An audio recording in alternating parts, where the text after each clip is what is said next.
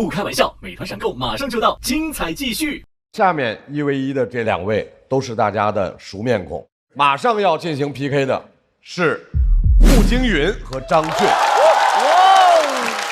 经理人想要一句话跟观众朋友介绍你自己，你会用什么样的话呢？大家好，我是无所谓的步惊云。哎呀，因为我觉得好像我往年每一年比赛都非常在乎这个比赛的成绩，我慢慢就觉得我不需要向别人去证明自己。第3组无所谓啊，不姐。哎，其实刚才一推进来我就看见我笑死了，笑死谁啊？有请我笑死是哪个老师的？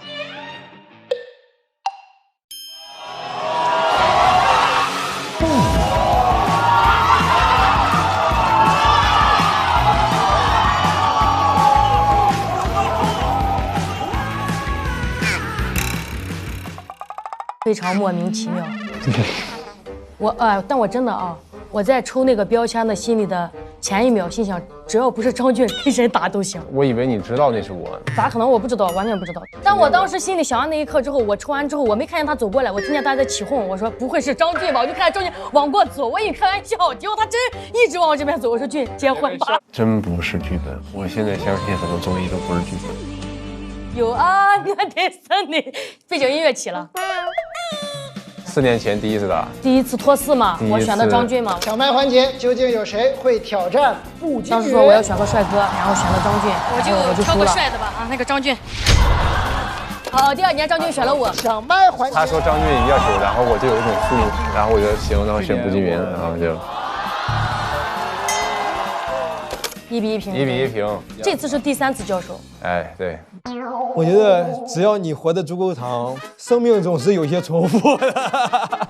就好看，就应该整这种。步惊云抽中张俊那一刻，你看张俊刚上来的那种，就是那种无奈，也很好笑，都有点楚楚可怜了，说实话有点。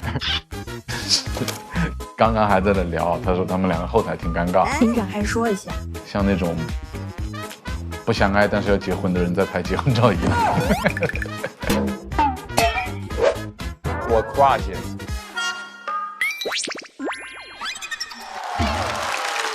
今天出场的大家太熟悉他了，又是妻子，又是妈妈，又是演员，啊，同时还是一个俱乐部的老板，事业家庭尽在掌控中。让我们来欢迎掌控一切的步惊云。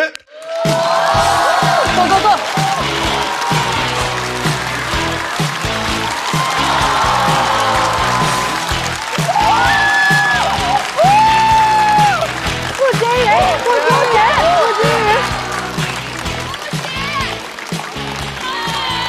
好了，谢谢大家，大家好，我是步惊云。谢谢大家啊，因为我在西安的俱乐部已经开业2年了，但我到现在还是很难说出我是老板这句话，很羞耻。我总觉得老板就不是啥好词儿，尤其在这个舞台上，脱口秀演员最爱骂的就是老板，所以山河赵月骂老板的段子我都给删了。有一次，有一个甲方来我们剧场看场地，完了之后我就很自然的上去，我说你好，我是咱喜欢脱口秀的负责人。负责人这3个字脱口而出的时候，我觉得这么叫也挺踏实的。结果对方说哦，那你负责去把老板叫过来吧。但老板这个词儿在喜剧圈已经脏了，改叫主理人了。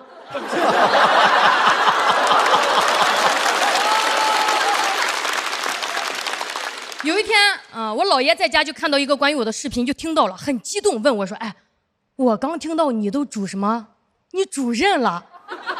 哎呦，主任可不好当呢。”我当时觉得我姥爷是在开玩笑，结果去年过年的时候，我们剧场有演员给我送了一条金项链。真的，主任不好当，太容易被腐蚀了，挺尴尬的。我说呀，这太贵重了吧？他特别真诚说呀，布姐，你过年给我发了这么多，我必须给你送个礼物。我都觉得，他就越说越激动，眼眶都红了。他这一哭，把我良知都哭醒了。我都没想到，我都当老板了还有良知。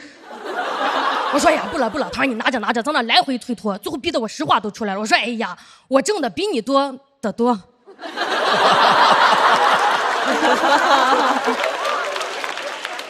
真心最扎心了，感觉我说完他都想把礼物拿回去了，但我已经收下了。回到家打开那个盒子，心情很复杂，那个项链太漂亮，不自觉的就戴上了。关键是我也不好意思拿到剧场，你当人家面戴，只能在家悄悄戴。对着镜子默默欣赏的时候，觉得自己更像个贪官了。突然想到有个贪官说过，说谁送的什么不记得，但谁没送他一清二楚。这么想，我也不是贪官，因为谁送的啥和谁没送我都记得。赶紧劝住我说，咋能这么想，以后不能再收礼了，每天回家待一会儿警示自己吧。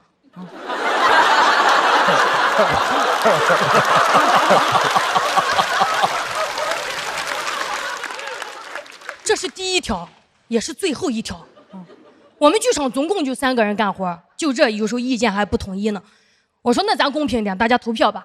结果一个赞成，一个反对，一个要去上厕所。有时候也很难处理大家之间的矛盾。有一次我2个同事起冲突，一个在朋友圈指桑骂槐，另一个瞬间就炸了。我当时就想，你俩别影响我今天的演出。哎，我想到这儿的时候，我觉得我跟那些老板也没啥区别，因为员工受委屈的时候，我的第一反应在乎的不是他们的情绪，而是别影响我挣钱呀。两人在后台你一句我一句，眼看吵起来了。我吼了一声我至今不能相信的话，我说好了，以后都不许再发朋友圈。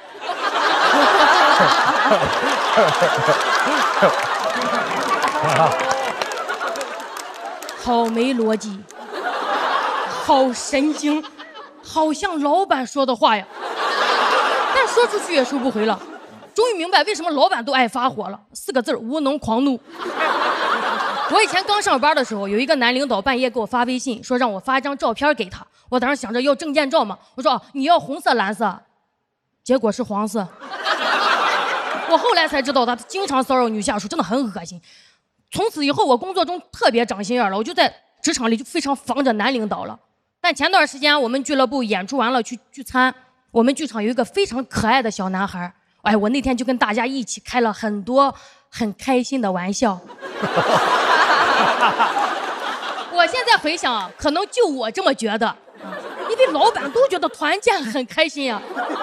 我半夜回到家，突然想到有个事还挺着急的，我就给那个男孩发微信，我说你睡了吗？对方一直显示正在输入中，但我啥都没收到。我第2天就问，人家直接就说了啊，不姐，我昨天以为你喝多了，我有点害怕。我赶紧上去解释，我说你怕什么？解释把你当弟弟。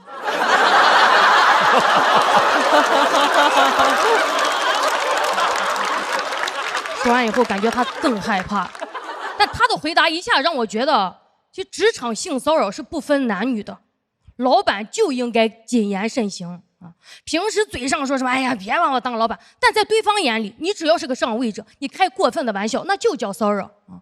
可能也只有女老板会反思自己这一点吧。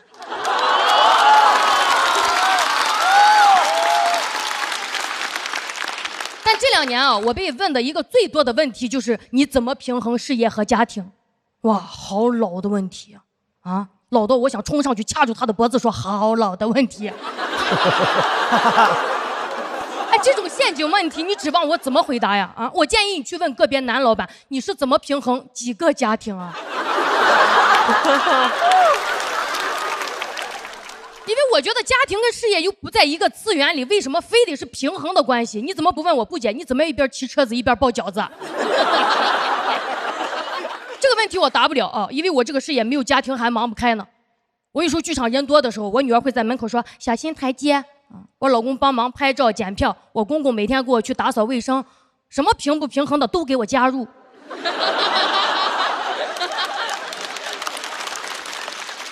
所以PUA 是没用的，只有家人才会真的把公司当家。真的很烦，每个搞事的女人老要被这个问题，天天咋平衡咋平衡，是创业还是走钢丝呀？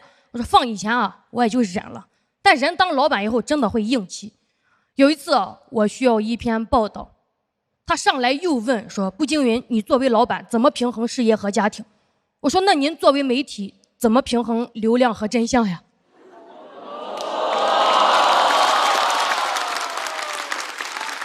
哦，什么呀？我就没有那篇报道了。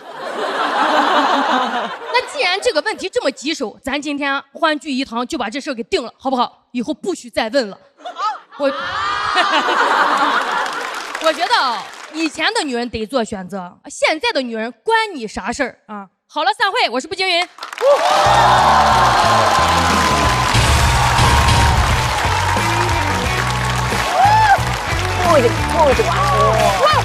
张俊不好接，张俊不好接。锁票倒计时。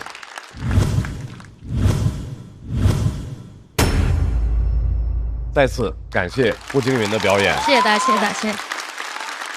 我就特别想问这个琛琛和鲁豫老师，刚才步惊云提出来的，以后不要再统一，都不要再问女性如何平衡家庭和事业的关系。其实这个问题这几年大家已经有意识知道，就你不应该问。大家为什么不去问男的？因为你明白他根本不需要，一定有人帮他在做所谓那个打引号平衡的事儿。但是关于这个问题，你想问出的那个内容，最近我得到一个很好的一个答案，是我跟一个女性嘉宾我们俩对谈的时候，她说，你千万不要要求自己两手抓两手硬。其实他是把一个复杂的问题简单化了。我觉得有些时候做好一个事儿就行，因为这可能是我们的一个常态，我们就是陷入一个顾此失彼的状态，那只能怎么办？就是尽力而为呗。除此之外没有别的方法。我刚才特别喜欢一个特别白痴的梗，就是在那儿说这是个多老的问题，我想过去掐着你跟你说，这是个多老的问题，哇，那块简直太神经病了，我太喜欢那一块了，那个好玩啊。哎，本身您那个因为要经营这些嘛，而且脱口秀现在越来越好，这个感觉在一起确实得负责，对不对？首先我的感受是，我觉得得给演员一起进步，一起成长，这也是我还继续参加比赛的一个原因。我很难做到自己在家里让演员出去比赛，然后给我挣钱，我会非常难受。刚才琛琛在她自己的那段表演里面说到了，说布姐特别喜欢啊，非常喜欢，非常喜欢。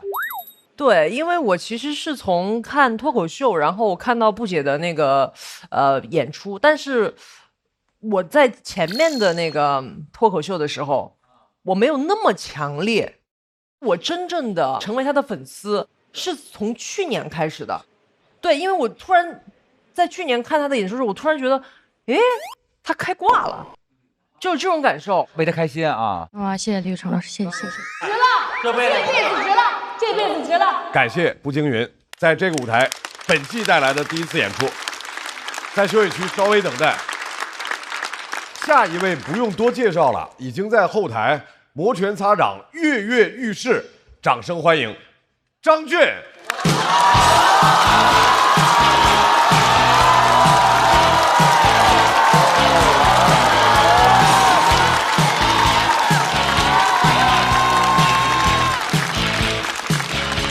大家好，我是张俊，你们好吗？变化很大，脱口秀都有2个节目了，我还在跟步惊云打。你说观众打开电视他不纳闷吗？这不是新会员吗？怎么还是老对手啊？你们2个人就没有一个人想去对面吗？我不想啊，我不喜欢太火的节目。小众。我还是有变化的，我下半年要去纽约，要去哥大上学了。你们都很好，谢谢你们，谢谢你们。但也有人会过来就打击你说这有啥？你知道哥大其实是个水硕，你知道吗？我说啊，因为把我录取了吗？那哥大在我心里含金量有点下降了，呼兰的含金量也有点下降。但呼兰不在乎，他很自信。你跟呼兰说，哎，呼兰哥大的水硕，他只会扶着眼镜。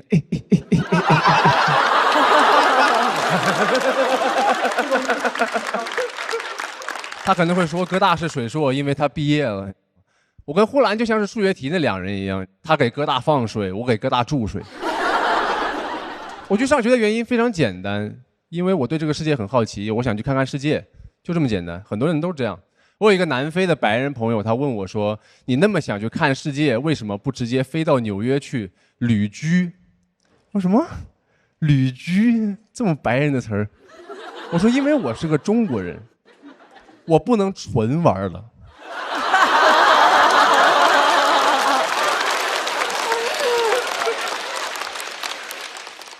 我纯玩会有罪恶感，太快乐会倒霉的。这我家训，你知道吗？我爷爷用毛笔字写的，你知道吗？他小时候去开普敦春游完回来，又不用写800字作文。我体内流淌的是农耕社会辛勤劳动的血，所以即使现在不用下地耕田了，我也每天在网上种草拔草，种草拔草。就算是看世界，你也要拿个本儿回来才算看了世界的。对于我们来说，我觉得唐僧当年也没有那么想去取经了，他就是想去西天看一下而已。他完全可以骑在孙悟空头上飞到西天去，到了定位西天啊，文案勇敢的人先享受西天。然后旁边孙悟空本人配音，老和尚骑了我一路非要坐头等舱，你知道吗？但他不行，因为他是个东亚人。他跟李世民逼巴半天，哎，我要去西天看一下这个那个这个。李世民说：“那你 gap 完回来还当和尚吗？”和尚挺热门，就业方向，你知道，你空白这几年不好找工作。唐僧说：“那我拿个本回来。”行，唐僧算是第一批公派留学的留子。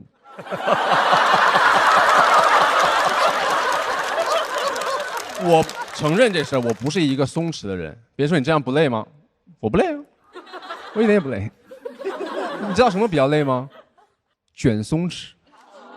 就是有些人他已经费尽全力了，还要看起来毫不费力。我说你想看起来毫不费力，你就别费力呀。他又要费尽全力，他又要看起来毫不费力，他那种紧张的松弛感，特别像是在搞竞走。就是每一个竞走人都给我一种他其实很想跑的，但他怕别人觉得他急了。你不急吗？我不急啊，我不松弛吗？你知道吧？你不松弛，竞走第一名不是最松弛的，最后一名才是。我上次看业余比赛，那最后一名哪里是竞走，那就是遛弯儿啊。我很讨厌竞走，竞走是一个相当特权的运动，它起源于19世纪英国绅士拿来社交的。他们闲的，因为他们可以不跑。竞走不可能起源于非洲的。2个非洲哥们儿，咱们今天比谁走得快哈，然后后面那个豹子你说了哈。英国人用竞走来增进感情呢，因为他们跑太快听不见对方说话。Excuse me。你在非洲不跑快一点，你再也听不见对方说话了，你只能听见后面。同样道理，强调松弛也是一种特权。有些人能松弛是因为他们不用跑，就好像你不能一边享受社会紧张高效运转的同时，一边嫌弃大家不够松弛，太双标了。就好像有些发达国家一边享受超前消费和海量松弛，一边抱怨制造业流失到更努力工作的某亚洲强国一样。越南哈，越南。你不能抛开环境讲这个的，说国外老外都很松弛，国外老外因为国外是老外的家，你让他来我家武汉。红灯还有3秒变绿，后面电动车哔哔哔哔哔哔哔哔哔。过马路的时候，车一直开到我脚边才停下的。我以为车让我，车以为我让他。接下来跟瞄准一样，我走一步他开一脚，我走一步他开一脚。最后还是有个老太太站出来，小伙子别怕哈，我扶你。我们确实有些紧张，但我们修路也很快。我去新西兰演出的时候，他们100米的路修了1年，1年啊！我家门口那条路早上出门开始修，晚上回来通地铁了。松弛不是一种美德，你不松弛不会对社会造成危害的，太松弛倒是有可能会。你的网约车司机一边开车一边玩3个手机，一个打牌，一个看剧，一个聊天，然后扭头问你可以用你手机导航吗？人是可以不松弛的，甚至我的面相就不松弛，因为我有一点地包天，我正常拍照都要绷着，我就。别人说你放松一点，我就地包天很难看起来很松弛，你知道吧？朱元璋其实是个很松弛的哥们儿。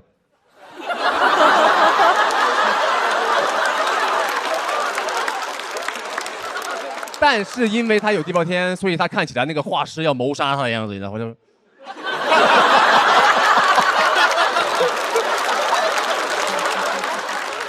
不知道为什么这个模仿我做的特别轻松，你知道吗？有些人就这样，又有天赋又努力。他很松弛，打拼了一辈子，哎，终于当皇上了，结果看起来。然后画出来那幅画，其他太监就在背后蛐蛐他，你知道啊？你看他当上皇上还这么紧张，你知道？朱元璋就是个小地方打拼上来的土皇帝。朱重八 AKA 小镇做题家。朱元璋说：“那把你们9族都杀了。”你看他急了。当松弛是一种特权的时候，它对大部分来说就已经成了一种负担了。我现在就是放弃松弛了，我就想认认真真做所有事情，就算别人说什么我也听不见了，因为我跑起来了，你知道吗？你不够松弛 ，excuse me。认认真真做所有事情，我甚至觉得你必须要放弃松弛，才能够获得松弛。因为前段时间我认认真真打王者荣耀，然后被举报了，理由是消极游戏。我只是菜而已，挺伤人的，因为他举报成功了，就所有人一致认为这个他打成这样子一定是态度有问题。就像小的时候，你班主任跟你父母解释为什么你学习成绩不好，他给的理由永远是哪一句话？这个孩子聪明是聪明，就是不努力。然后我在旁边心想，你知道我有多努力吗？我就是不聪明啊！我不仅努力，我甚至有点尽力了，我费尽全力了。看起来竟然毫不费力，我怎么变松弛了？谢谢大家，我张俊。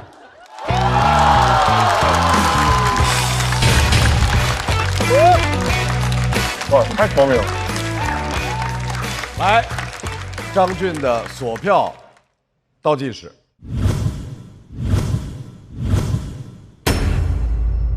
再次把掌声送给张俊。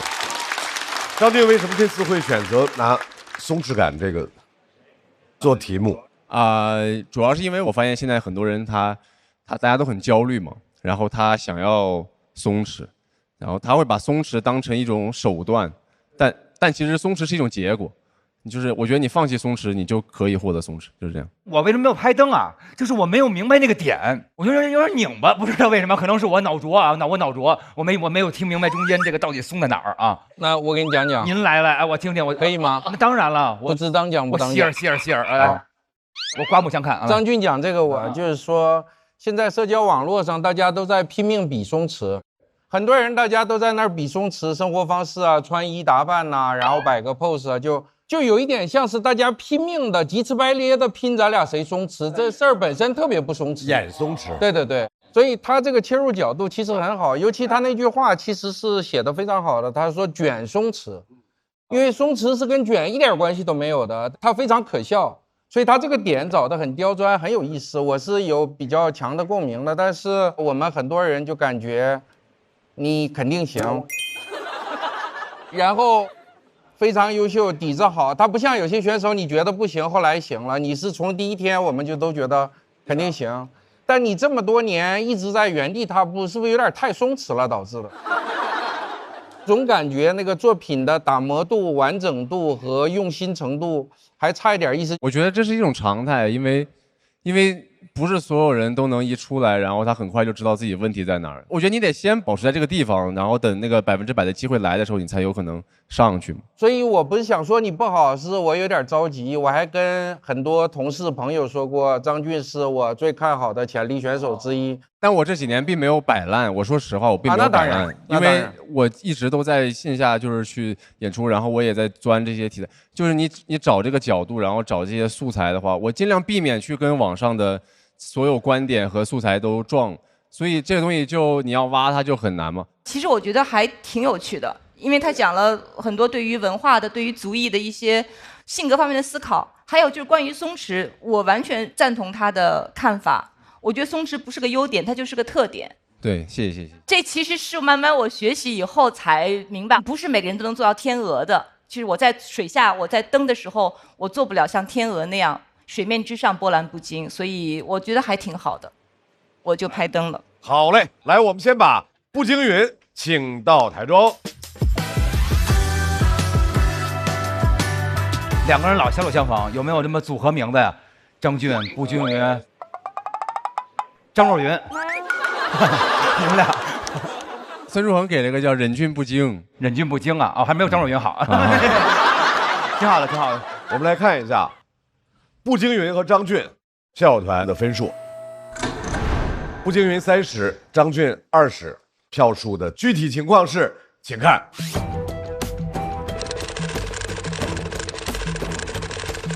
我觉得可能张俊票来，我觉得应该是不解吧。可能最后就差10票左右吧。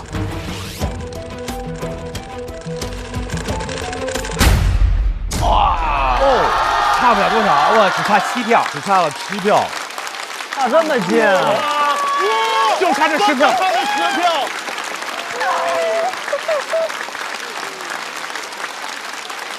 步惊云221票进入到进行区。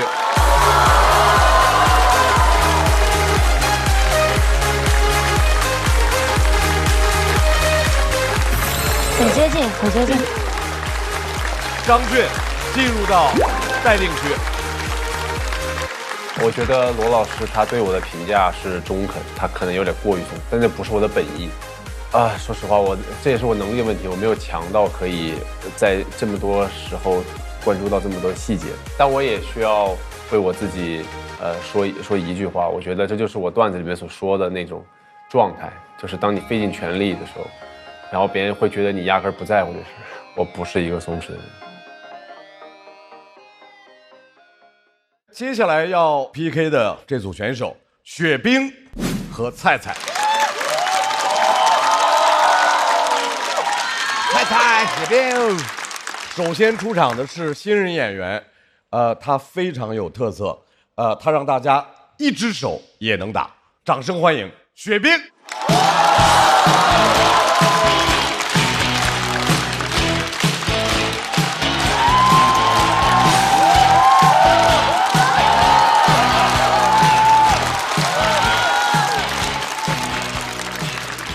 Hello， 大家好，我是雪冰。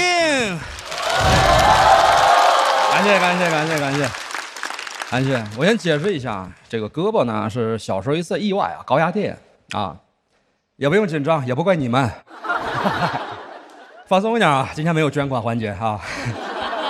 真的，你们要是太严肃呢，我站在这儿特别像水滴筹啊。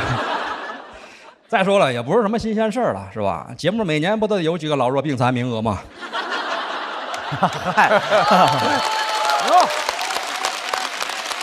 我本来计划今年是来打小家的，是吧？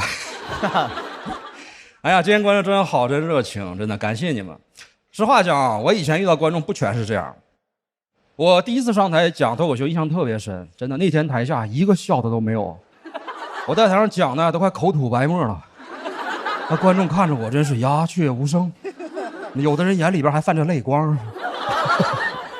关键是你观众紧张不敢笑吧，也会影响我呀。哎，我也紧张啊，而且我一紧张吧，喜欢流汗，一个手拿着麦还没法擦，有时候那个汗越流越多呀，实在挺不住了，流进眼睛里了，我就一边讲一边拿手背去擦。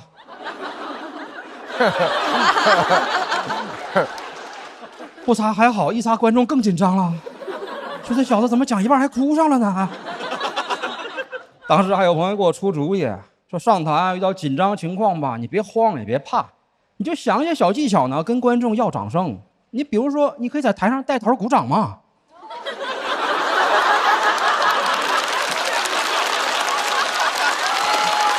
我感到幸福，你就拍拍手。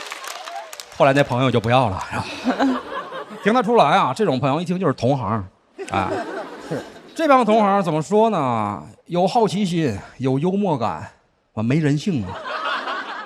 一般人见了我吧，叫声雪冰老师，或者叫声冰哥。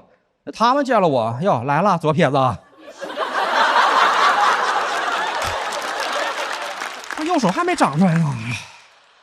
聊天也不好好聊，净问我一些古怪的问题啊。说冰哥呀，你这一个手，你要是走钢丝的话，会不会平衡不稳啊？哎，我问一下啊，就你们平时走钢丝吗？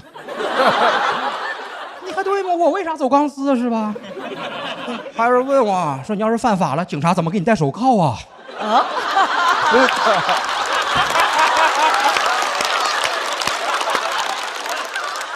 我不知道啊，我也不想知道。挺好，跟大家聊聊天啊，讲讲我这个比较特殊的经历啊。小时候淘气，经历了一场意外事故，然后失去了这个右手。当时出事之后呢，我身边的同龄的小孩都特别的听话，家长们也都拿我这个事儿当反面教材，吓唬自己家的孩子，说啥都有啊，越传越没边儿。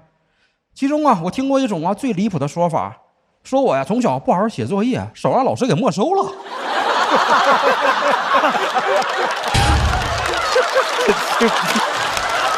你说的对，这完全不讲理啊！就是，其实吧，除了这个胳膊，我还有一些小毛病，我不说你们可能发现不了啊。我这两个眼睛视力不一样啊，差不少。之前体检过，左眼视力大概是5.0，右眼只有4.0。一开始以为是外伤导致的嘛，这右边其实也有外伤。后来仔细一想，明白了，那上学期间每天要做眼保健操啊。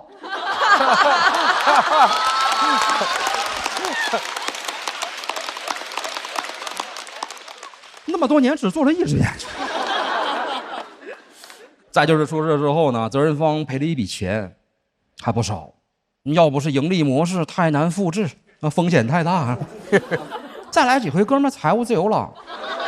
别人叫白手起家，我这叫断手致富嘛啊！但说出来你们可能未必会相信啊，当时啊赔了整整8万块钱。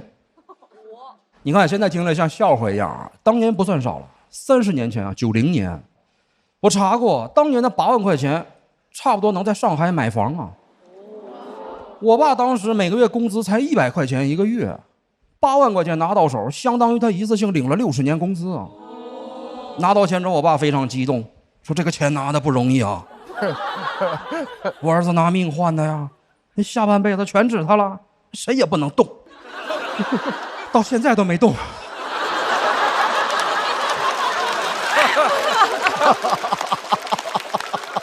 这8万块钱跟传家宝一样，供家里边，躲过了楼市，避开了股市，在他们最好的年代，他经历了30年还是8万。我跟他聊过，问过他，想知道他咋想的。他说想留着给儿子以后娶媳妇用。我说当年娶多好。他说那时候你才5岁呀。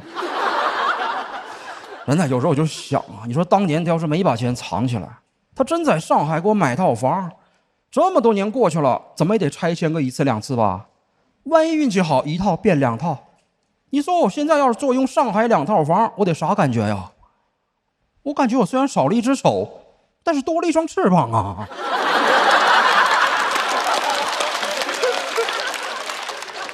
这么多年过去了，其实慢慢也能理解他了，不能怪他。当年他呀，就是觉得这个钱啊太重了，他不敢动。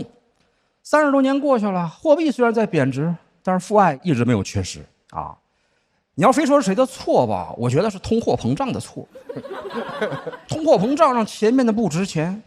之前看书啊，看过一句话，印象特别深。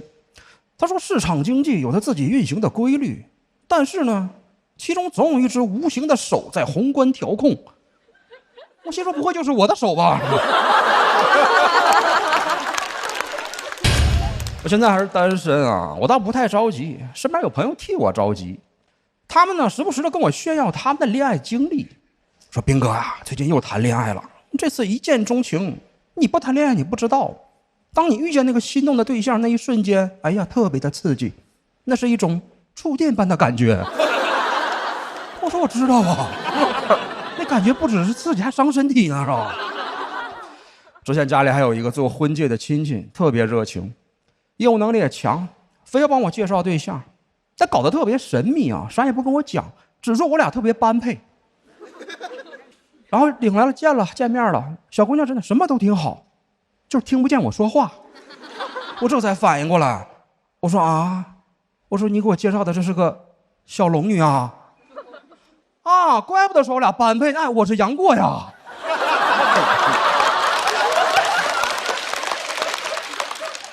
我就问他呀，我说什么情况啊？他说这不挺好吗？神雕侠侣多般配呀。我说不太方便吧？那我俩在一起怎么交流啊？他说没事啊，你可以学学手语嘛。当然，最后也没有在一起啊。你毕竟这个生活不是小说。杨过就算是会绝世武功，他也没法学手语。谢谢大家，我是雪冰。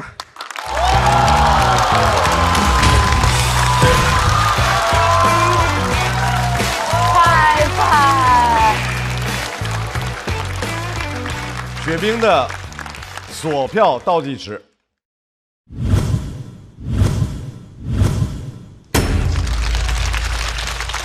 雪冰是怎么开始说脱口秀的？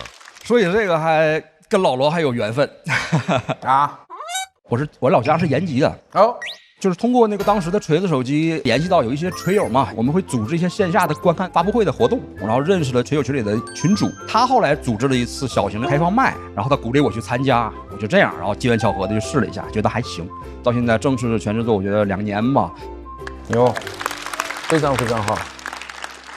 他有风格啊，就那个就觉得很难模仿，就那个风格，他是就浑然一体的那种，非常非常好，特别喜欢。对，我觉得还是因为他的梗，最绝的就是刚才那个通货膨胀，那个有一双，对对对，我就是被那个绝了，太厉害了。他这个段子除了逗以外，还挺有人物的。他爸爸那种父爱，然后整个那时代的沉浮，我还挺喜欢的。我拍灯那块儿，我太喜欢那个白痴的梗，说那个手被老师没收了，对，当时我莫名其妙，然后但是我觉得哇太有意思了，然后我不得不拍这个，然后我觉得就是看这个演出，真正做到一种豁达，就是感觉看您的演出真的很开心，谢谢您带来这样的演出，谢谢您。再次掌声送给雪冰，雪冰稍微休息一下。罗老师给你拍灯了，开心啊，特别开心。就是那种感觉，你喜欢的人，然后也认可了你，很激动啊。老罗做手机，从第1代到最后1代，我都几乎都有买，哇！现在我微博的第一个消息还是这个嘛。他之前说过，我们来到这个世界，注定要改变世界。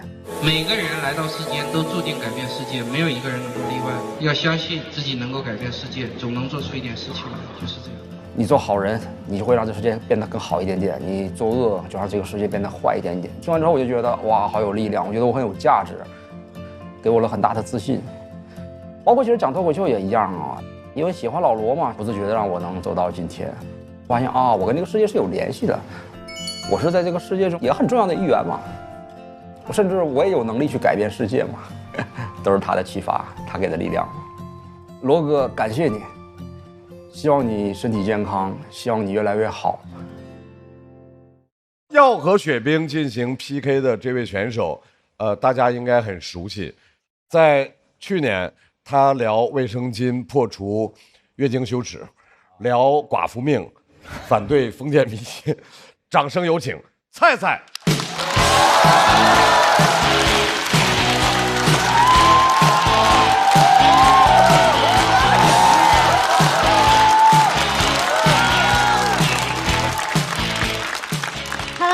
好，我是菜菜 ，Hello，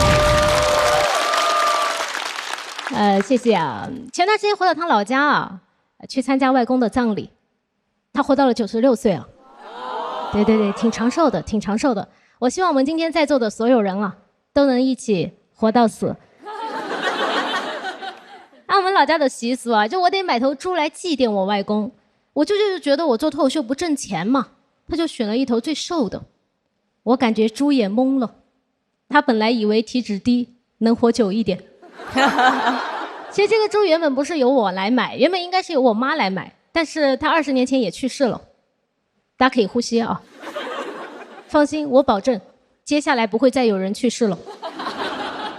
20年确实是很长的时间，我也确实是没事了。但我跟大家坦诚啊，就我每次在台上讲这个，我还是挺紧张的，我就害怕说得太重了，你们不笑。说得太轻松了，你们觉得我不笑，而且也害怕观众会心疼我嘛。但是今天 PK 的是雪冰哥，你们是不是也不知道我和他谁失去的更重要？但我说一下，我为什么还是要讲这个呢？因为我就发现，就是越想逃避，就越绕不过去。就比如说之前就有一个朋友，他就问我嘛，他说：“你妈不催你结婚啊？”我说：“不催啊。”确实不催嘛，然后他就跟我说：“好羡慕啊，要是我妈跟你妈一样就好了。”我当时的感觉跟你们一样，功德完了，我就赶紧跟他说：“我说别啊，不一样挺好的。”结果他说我身在福中不知福，哎，我就不知道该怎么回了。我总不可能跟他说你的福气在后头呢。有时候也不是我想逃避，是别人想替我逃避。就比如我的初中同学啊，他们就背着我开过一个班会，那个主要的内容是不允许当着我的面唱周杰伦的《听妈妈的话》，唱一次要罚2块钱当班费，也不知道为什么不直接给我。周杰伦也不知道，他因为2块钱在我们班被封杀了。其实我知道同学们是善意的，但有时候太小心翼翼了，我反而会被这种善意给绑架到。就比如说我最害怕的就是中午食堂吃饭嘛，然后学校的广播突然开始放听妈妈的话，一放同学们都不吃了，开始偷瞄我也不敢吃了，怕他们觉得我该流泪的时候流口水。关键这首歌吧，它还不是固定的时间放，有时候肉都夹到嘴边了，它放了，我就把肉也放了，真的觉得很委屈。能不能先放首别的？能不能给我一首歌的时间？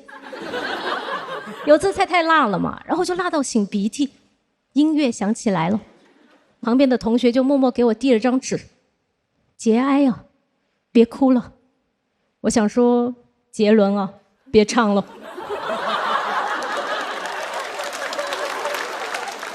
包括去年录节目嘛，然后播出之后，就有很多年没联系的初中同学，他就给我发信息，他说替我开心，恭喜我，还说他这些年啊，只要看到周杰伦相关的东西，就会想到我，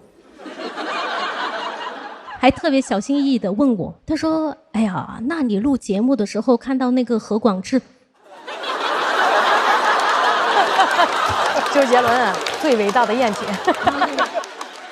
他那么像周杰伦，你会想妈妈吗？这也太绕了。我不会啊，我只想赢。包括之前在另一个俱乐部讲这个段子嘛，然后我下台之后，那个俱乐部的主理人他就过来跟我说，他说他感觉有点心疼。我说那你心疼的话，给我涨点演出费。到了月底发钱的时候啊，我发现他确实是更心疼钱。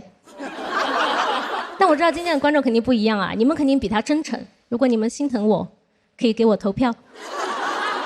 你们应该发现了，就我现在已经不会被善意绑架了，因为我会绑架善意，而且我甚至还学会了绑架恶意。因为我去年讲卫生巾的段子嘛，然后播出之后就有键盘侠给我发私信骂我，他就说你讲这么低俗的东西博眼球，你妈没教你啊。我当时就觉得机会来了，我要让他为自己说过的话感到羞愧。我就跟他说我妈妈去世了，我等了半天他就回我就知道。对，很没有心对吧？但是我也没有回他了。但我去年上坟的时候就把这个事儿给我妈说了一下，还给他烧了这个键盘侠的 ID。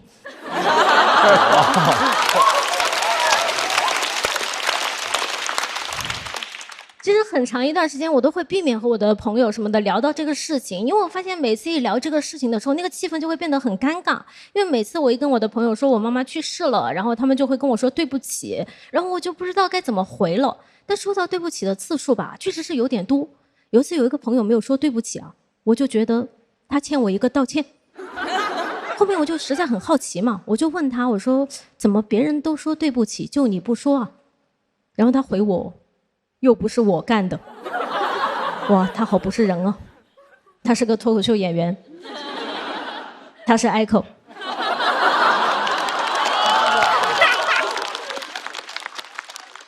就包括有一次他和他家里开视频嘛，然后我就在他旁边，他就突然点着那个屏幕对我说，他说你看看这是什么？我说这什么呀？他说这是妈妈。他好地狱对吧？但大家也别怪他啊，反正他妈也不爱他。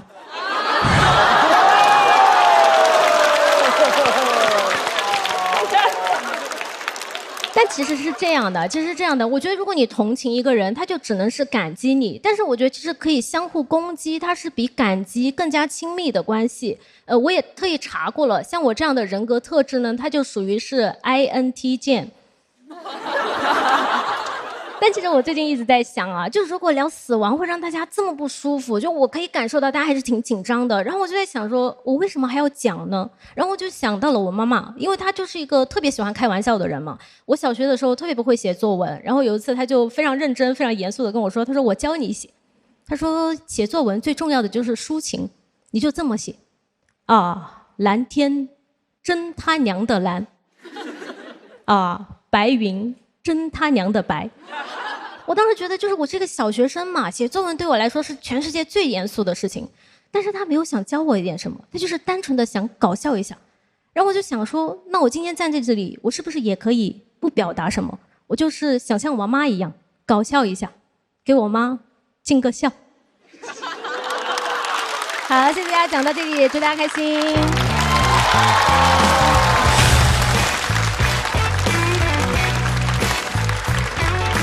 菜菜的锁票倒计时开始。再次把掌声送给菜菜。耶！提到妈妈的时候，是不是朋友有点不太敢说哈？大家只是不太知道怎么处理这个情绪，然后就会绕过去，对不对？对。一说到妈妈不敢说，就说嘛嘛，是不是啊？给你2个香吻啊，得嘞。我觉得就是这个感觉，我要给这个的啊，是这样的。其实我妈妈给我讲过这个事儿，就是我爸去世之后，我妈就2、3个月就调整的还可以了。我们在一个小镇上长大嘛，然后只要一出去马路上就能碰到认识人，只要碰到认识人，对方就一脸悲伤的过来，抓着他的手抱着他说：“哎呦，你没事吧？”啊，这个事儿是他那个时期真正的压力，所以我刚才听的时候非常有共鸣。我会感觉中间有2到3次特别好啊，谢谢。但是有几处搞的感觉还是稍微有点沉重，以至于大家觉得很巧妙，想笑，然后又差一点什么不是特别放得开要笑，所以一犹豫就没有拍。其实我比较好奇的就是你在选择这些题材的时候，你是出于一个什么样的考虑啊，或者是？其实我自己本身没有想太多的，因为我觉得站在这个舞台上，你就只能讲自己想讲的东西。然后我可能因为我生活中其实是一个挺怂的人，然后我就觉得既然都到这个舞台了，都拿了这个话筒，我就可以讲一些平时不太敢讲的话题。谢谢。他没有直接讲失去妈妈之后整个心情的变化，而是从旁边人周围的反应来聊。他就突然点着那个屏幕对我说：“他说这是妈妈。”我很开心可以成为他的段子里的一部分，因为据我所知，没有任何人把我写进他们的段子，所以我觉得能把自己的朋友、家人写进自己的段子里面，应该算是我们喜剧人的一份语言的情书吧。对，我们也请雪冰回到舞台。雪冰满票，菜菜10票。在投票结束之后，我们看一下得票数是来了。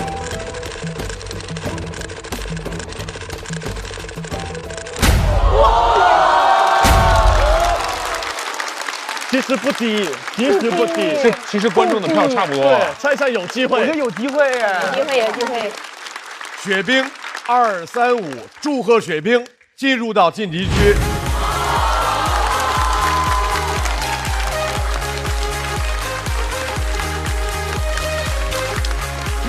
菜菜要在待定区继续等待。接下来要进行 PK 的2位 ，Seven 和大鹅，马上要出场的他，首先白天要上班当牛做马，晚上还要去讲段子，而且还去养老院帮助别人。是的啊，真棒！掌声有请非常会上班的 Seven。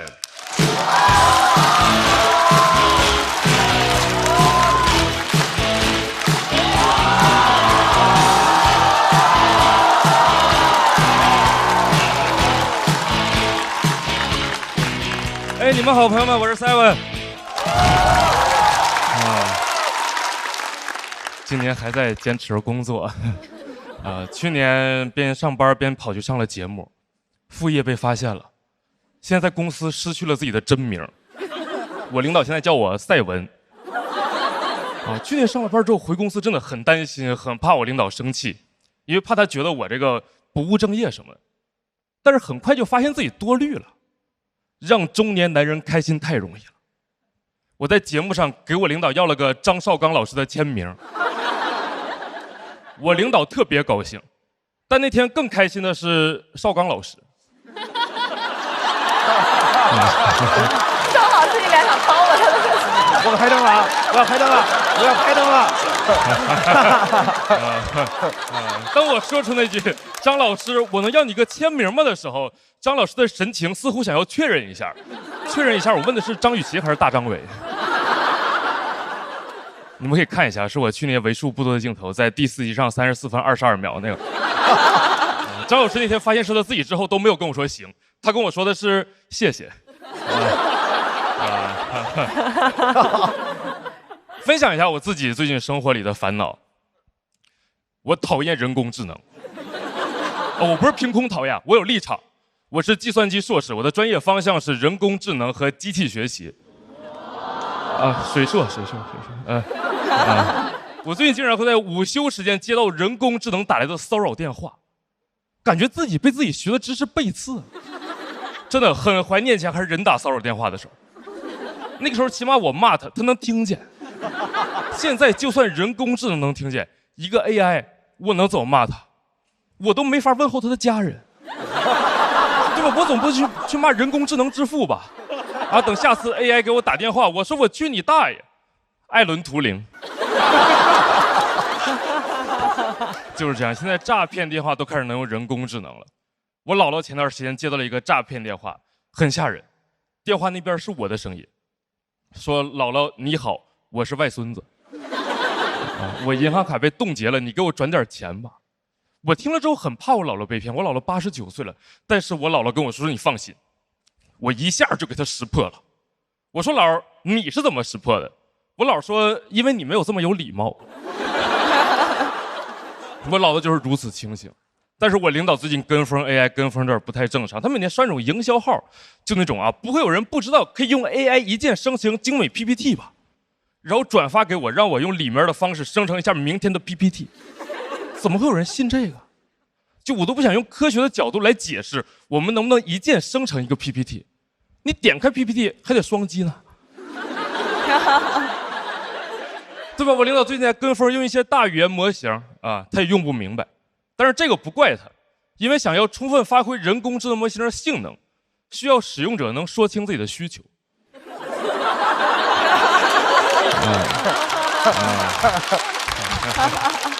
这是我们领导的短板。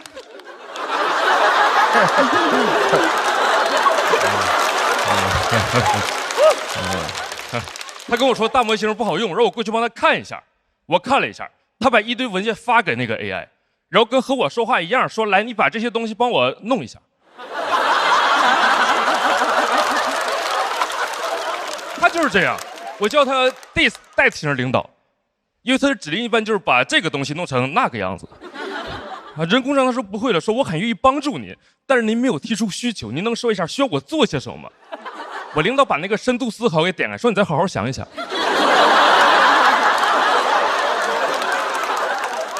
他就是这样，他不理解，但是这完全不妨碍他迷信人工智能。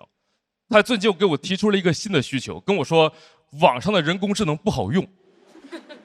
你是学计算机的，你给我们公司弄一个自己的人工智能。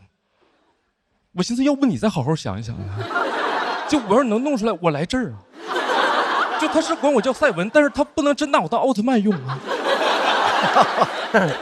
对吧？但是上班吧，我只能哄他，我只能把网上那种开源的免费的模型套一个壳子接一个接口接到我们公司，但是受限于我本人的智力水平和那个电脑的性能，接下来模型特别的笨，就笨到什么程度？我问他阿姆斯特丹的旅游攻略，他跟我说阿姆斯特朗曾经登月。我第一次看见一个大语言模型耳背。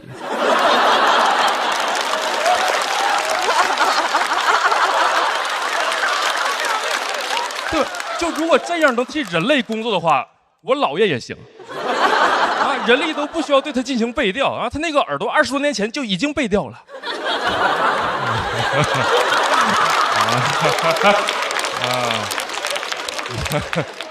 但是我肯定是报喜不报忧嘛，你们知道我肯定是往好了报的。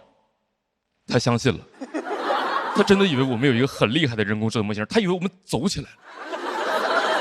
他以为我们可以，他现在已经开始因此压缩我任务的 deadline 了。他之前让我干3天的活，跟我说现在有 AI 了，你把它1天干完吧。他就是这样，他不懂，但是他只要有一丝理由就可以用来 push 你的工作，他挺坏的。幸好我也不是什么好人其实那个3天的活我1天能干完我骗他2年了。这才叫把工作做在平时，朋友们。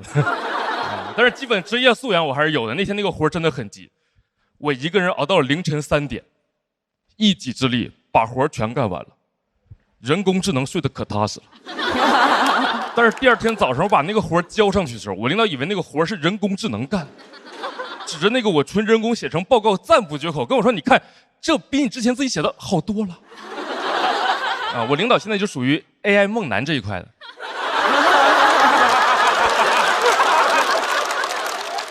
就人工做的活他不喜欢啊，人工智能做的就喜欢。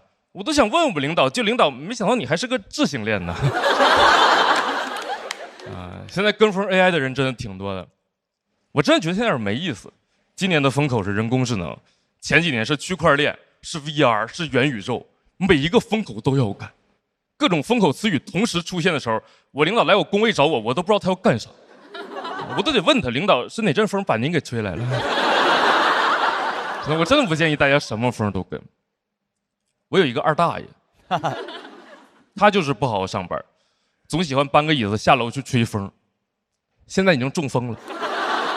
我最新一次去看的时候，人倒是挺好，就是嘴歪了，说不清话，别人给他打电话也接不了啊，只能指着那个电话，你把这个弄一下。我讲完了，拜拜，朋友们。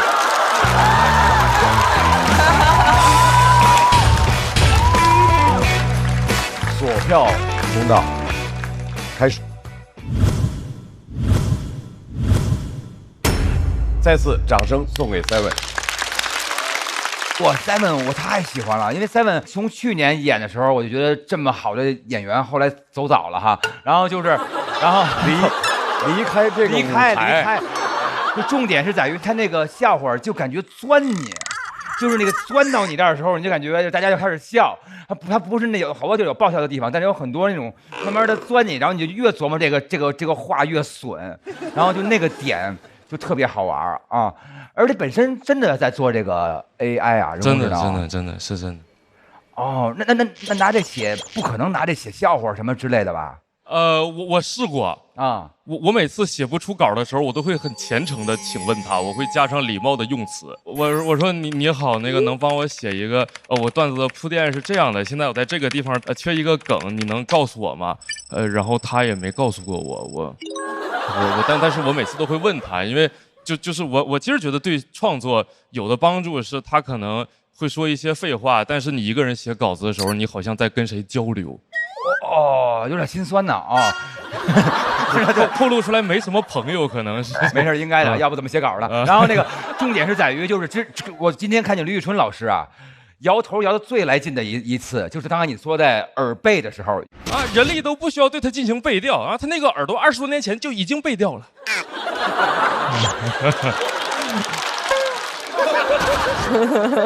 啊，这已经忍不了这个谐音梗了，是不是？是，但是 Seven 的整体的这个段子我是挺喜欢的啊，因为有时候无聊，我会跟 AI 去对话啊。我说，今年是我参加工作的第20周年，所有人在等着我干一票大的，我应该干什么？然后 AI 说干掉我，然后他给我出了一个那个策划什么的，就还挺有意思的啊。我现在跟 AI 聊天的时候，如果你要不知道我在跟谁聊天，我留语音的时候，你会认为我在跟一个真的人类在说话。是，他情商非常高，很可怕。他从来不会反着说，他永远说哦，你说的非常对，你很睿智。所以有趣的地方也是 Seven 用自己的工作经历，给大家在脱口秀的舞台上来提出了一个对大家现在讨论的很频繁的一个问题，也引发更多人去思考关于这个话题的内容。再次掌声送给 Seven， 谢谢。来，Seven休息一下，在旁边观看一下和你对阵的选手。这是一位来自西安，喜欢脱口秀的一位新人，而且这位新人非常接地气。掌声欢迎大鹅。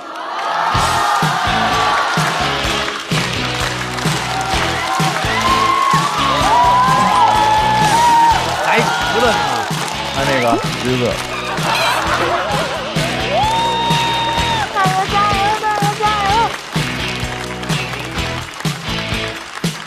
嗨，大家好，我是大鹅。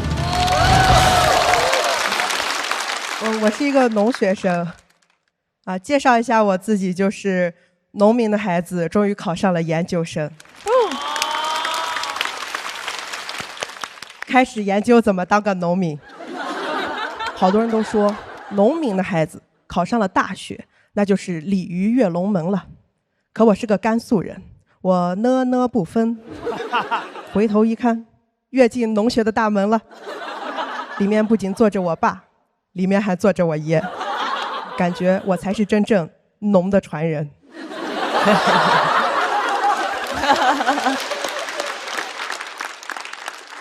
很多营销号都说某某明星为了追星，把自己追进了娱乐圈。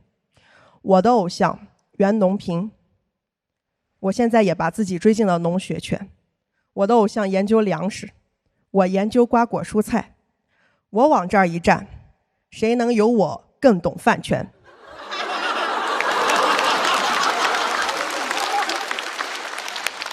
别人为了支持哥哥买专辑冲销量，我为了支持爷爷，一天4顿，顿顿不落。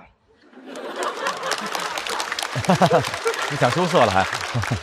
你从我这个体型就可以看出来，真的很喜欢品鉴爷爷的作品。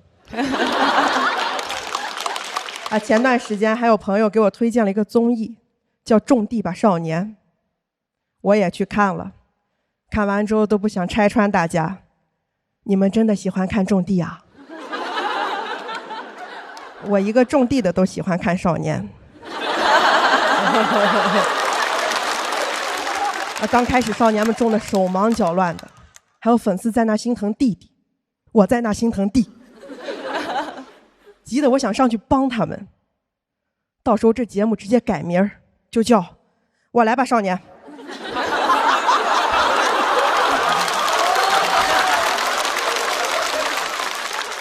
以前在课堂上学的都是歌颂农民的，什么粒粒皆辛苦。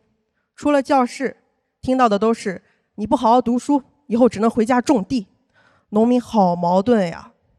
我们家门上有块匾，上面写着3个字：耕读地，意思是我家是一边耕作一边读书的人家。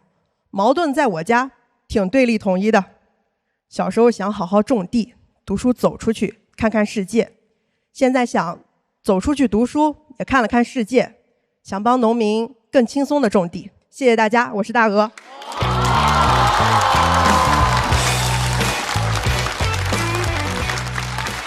大鹅，你现在研究生学的专业是果蔬？对，是果树啊。哇，本科是？本科是种子工程与科学。哇，我觉得在这个舞台上能够听到不同行业的人的不同故事，也是这个节目的一个使命跟任务吧。谢谢老师。我得说是我们这个节目的幸运，非常非常感谢大鹅出现在这个舞台，在这个舞台让我们看到新农人，他们和传统意义上我们理解的农民是不一样的，他们有自主的表达，他们有更多的分享，他们希望把更好的农产品和更好的他们的努力呈现在大家面前。谢谢大鹅，让我们看到了这一切，再次感谢大鹅给我们带来的精彩表演，谢谢。再位回到台中央，再问，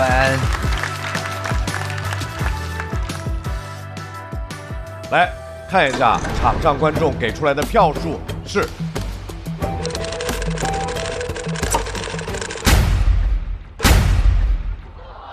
3位2、3、1，成功的晋级。太棒了，太棒了，谢谢。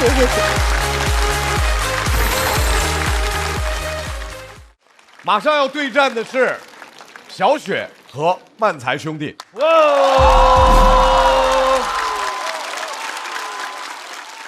大家好，我是小雪，我是喜欢的演员。我这个叫我有底气，也是我第一篇稿的，就是想传输给大家一种力量嘛。那有底气，我就选一个这个，我选小明星吧。好，地方小明星吗？地方小明星是谁？我们。好，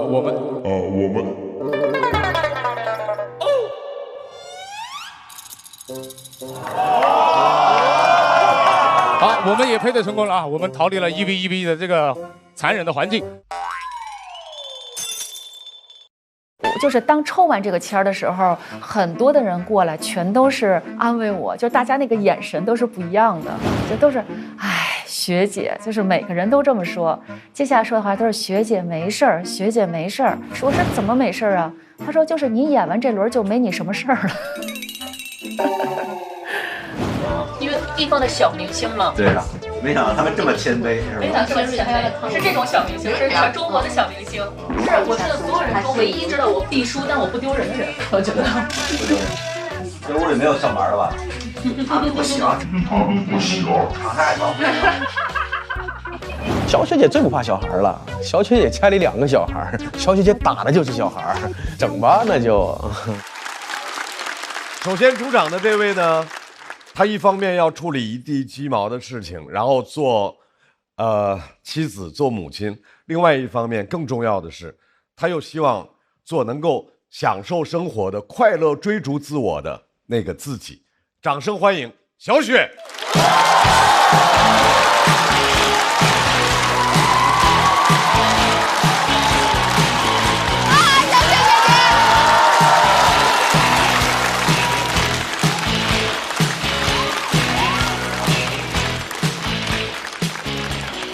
哎，大家好，我是小雪。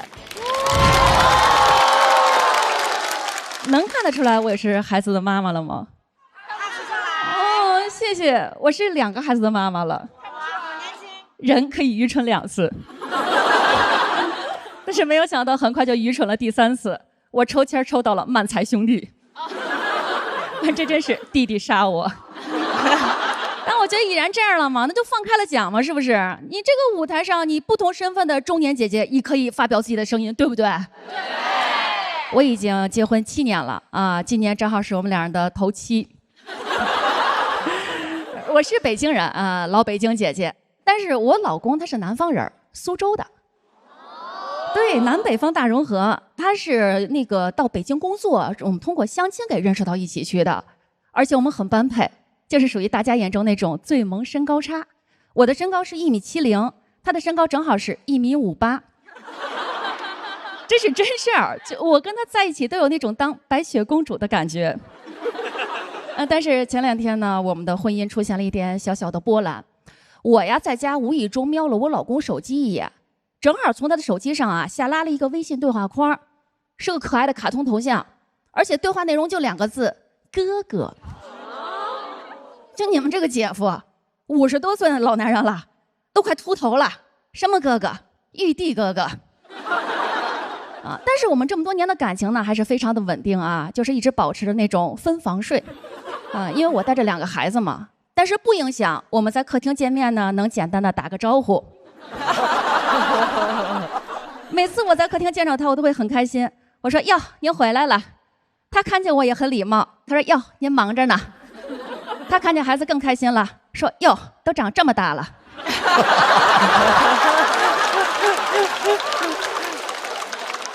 你说现在突然冒出一个女的叫他哥哥，也可能说明人这女人呢对我老公就是真心的那种不忌口。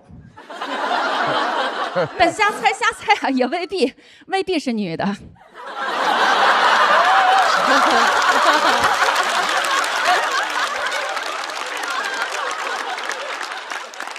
所以你得知道这个人到底是谁呀？我跟你说，就那会儿啊，我老天天琢磨他这事儿，我真的快给自己琢磨出抑郁来了。这时候中国有句老话讲得特别好，叫女子不远嫁。我算是全中国啊离娘家最近的人了，我的娘家就在我家楼上，就是同一个单元楼的上下层。我老公跟我搞对象那会儿嘛，第一次来我们家也问过我，说你爸妈在哪儿啊？我说现在老2口都在上面呀。他说我很抱歉呀。我说这有什么呀？你要是高兴，我带你上去找他们呀。我跟你说，楼上楼下它不是一个简单的距离，这就是我婚姻中的底气。我的上面有人。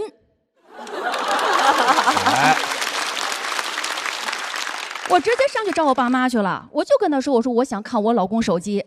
我妈都没问原因，哎，一看自己姑娘委屈了，我妈当时就说孩子呀，你知道他的开机密码吗？我爸说你知道他的密码没用啊，他可以删除聊天记录啊。我妈说如果这小子把聊天记录都删了，更应该可疑呀。我爸说现在谁能全删呀？那都是捡重点的删。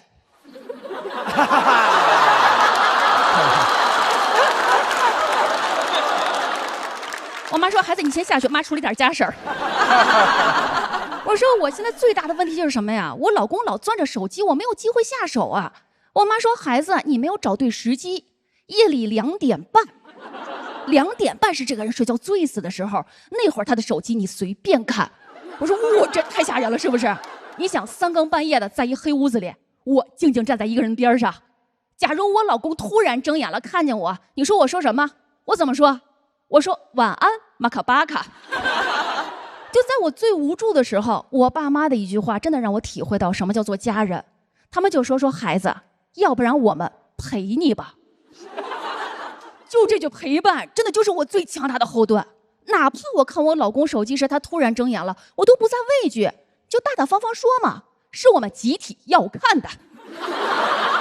我妈有给我规划接下来的细节。我妈说：“孩子呀，你就正常睡觉，你的手机呢上个夜里2点半的闹铃，我跟你爸呢也下来。”我说：“咱仨一块站他边上，这是要守灵。”我妈说：“就算你老公突然睁眼了，你也有借口啊，你就说爸妈来了。”我说：“这个点你们来干嘛呀？饿了要拿他的手机点点外卖。”但是其实合计的时候担心挺多啊，顾虑也挺多。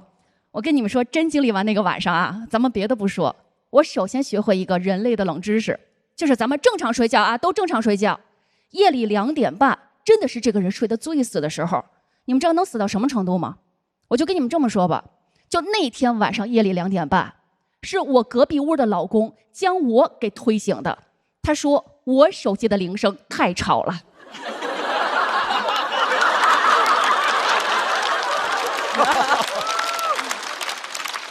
接下来我老公的话让我更加踏实了，他说你爸妈来了。我说哈哈，这个点儿他们大概是饿了吧。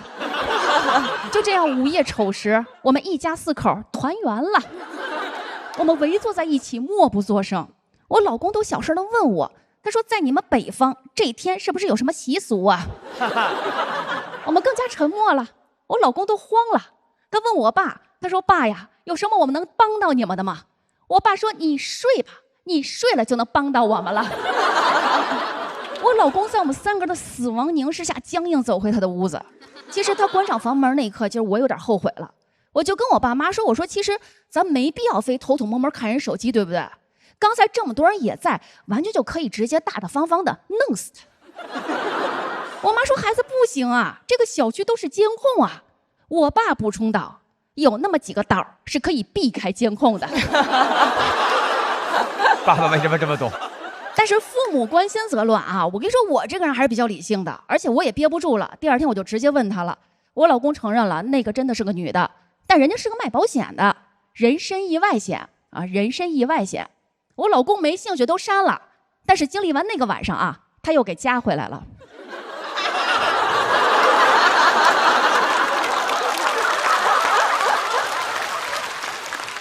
就是虽然看手机失败了，各位啊，但是我觉得我反而成长了。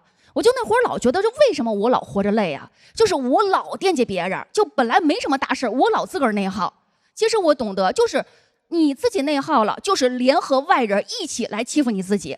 所以那时候想，我说去他的吧，以后我重心我就转移到我自己身上，我就关注我自己。你就退一万步，真有人跟我抢我老公，让给他。世界那么大，1.58米的不好找，1.6米以上的有的是。我是小雪。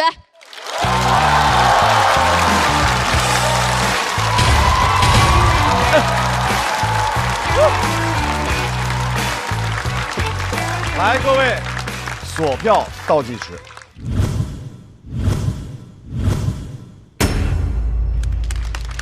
小雪为什么想到结婚讲这个内容？结婚，为什么想到讲这个内容？其实讲这个的时候，就是也是根据曾经一个事儿啊，就是我老公上手机真是冒出一个哥哥，然后呢，我就是老惦记这个，就是跟父母来说这个事儿。但是我这个片子说讲是偷看老公手机，并不是说教大家如何去偷看手机。我就觉得老说女人在婚姻中你要独立要坚强，其实坚强不是这个女人一个人的力量。我就觉得我最大的底气就是源自于我的父母，并不是说我依靠他们，是他们一直传递给我一个理念，就是你大不了你就不过嘛。我妈经常跟我爸这么说嘛。嗨，所以我也是学会了，我就告诉自己，其实最大的底气就是你别内耗，爱自己才是最大的底气。这是我一直想表达的。我觉得这个故事很生动，非常。然后呢，像看了一个半夜2点半的悬疑电影，有这种感觉。然后呢，还有一个感受，我觉得可能会有一些碎片式的讯息，可能会引发你的某一种的猜疑，而那个猜疑可能会形成一个对自己一个巨大的内耗。我觉得这个对我来讲，其实是有一个提示作用。他亲和力无敌的好，瞬间就让人喜欢上他，然后愿意听他娓娓道来讲一个故事，然后全程都很抓人。那以前的作品有过什么专场什么的吗？我现在也有一个专场叫《一地鸡毛》啊，现在全国也正在开始巡演。我自己个人感觉就是，好多人老跟我说阿姐你，开场不要去讲婚姻、讲老公、讲孩子，很容易被淘汰。就是现在年轻人可能不太喜欢了。但是我觉得，正是我巡演一地鸡毛的时候，讲的就是婚姻和生活中的家长里短。我发现有很多的年轻的单身的妹子们，或者是小伙子们，他们听完会很热情的跟你拥抱，他们说从中感受到了一种力量。其实这个也是我想在表达的，就是家庭妇女她不是说只有一个 A 面，它有 B 面、C 面、D 面，非常的丰富。我们也请小雪在旁边稍作休息，马上和你 PK 的人就要上来了，他们等的也非常辛苦，所以话不多说，直接抬人上来。来了，二位，掌声欢迎漫才兄弟。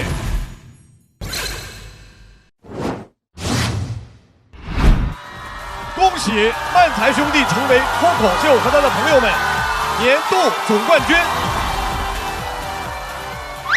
拿到总冠军后，生活有什么变化吗？在象马停车免费的，浙江卫视跨年联欢晚会，联欢晚会，还有个时光音乐会，春节联欢晚会算是一个最好的商务了。戴眼镜的，把身上的钱都掏出来，硬要啊，在这里啊！当了全国，你要知道14亿这个东西放在我面前，我不知道是什么，我没见过14亿个人。谁见过14亿个人？韦大爷还是蛮现实的，这个节目拿了冠军是5险1金上了春晚，要不要再给你补一个金呢？再补一个险呢？我说可以，也没补，也没补。素人，素人。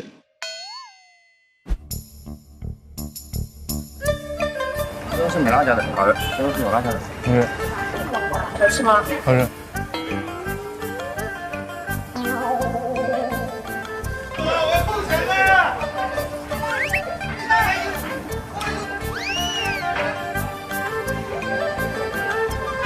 拨开就不要喊。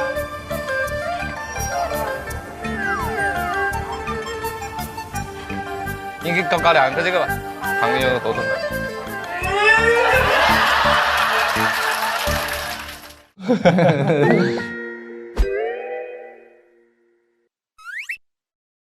江郎才尽，闲云野鹤。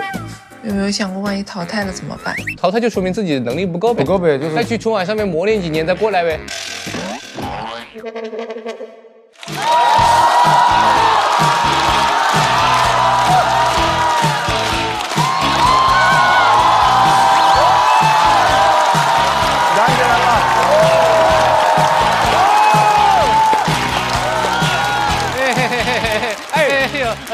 坐，都是坐着的。Hello， 大家好，我是徐浩伦。Hello， 大家好，我是谭湘文，我们是漫才兄弟。谢谢大家。好久不见，好久不见啊！春晚演员的这个欢迎度还是蛮高的。你不要再说话了，快点啊！最近就是身为一个年轻人，比较懒惰啊，家里特别的脏。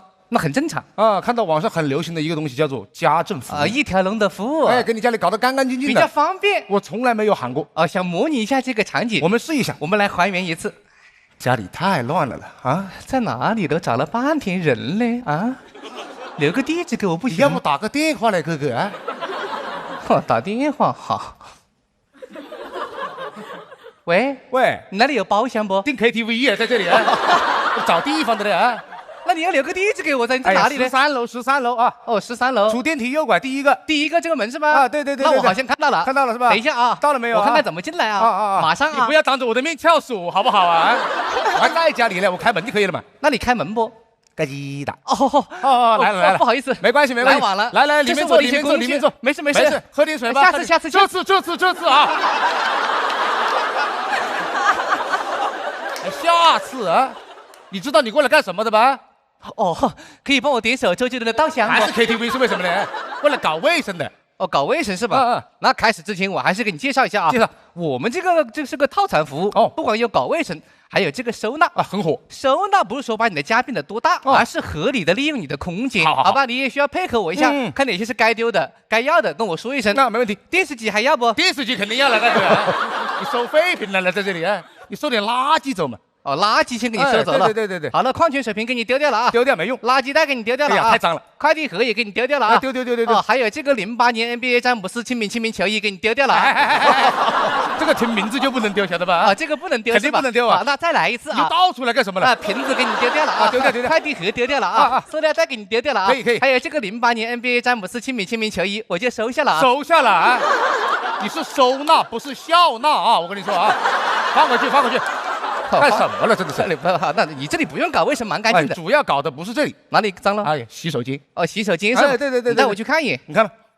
你看，你这个洗手池平时不怎么打理，对，比较脏，这个水渍对不对？常年累积下来的。你平时怎么搞的？我平时拿抹布擦不干净。你看，为什么说人是这个灵长类的动物？哦，你这个办法行不通，你可以换个办法嘛。换一个，对不对？带了很多的小工具。你看这块比较脏，对不对？可以展现我们人类的智慧。智慧在哪里呢？智慧啊！用口水擦呀！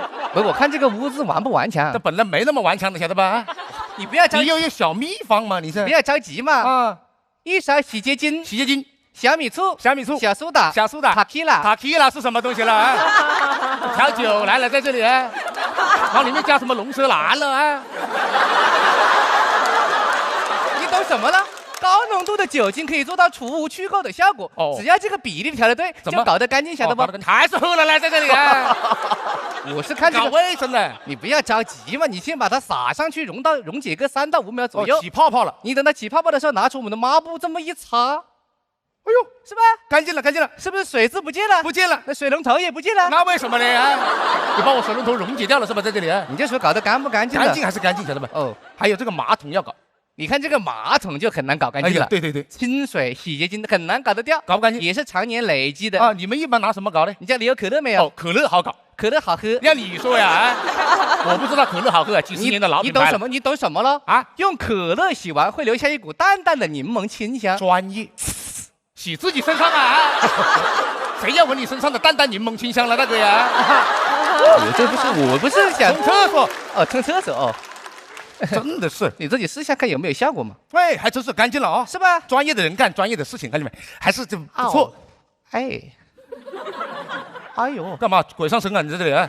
哦，不好意思，帅哥，怎么了？我肚子有点痛。哦，肚子痛啊？有一点点。哦，那怎么不会肚子痛呢？那洗洁精加龙舌兰能喝不了，大哥呀？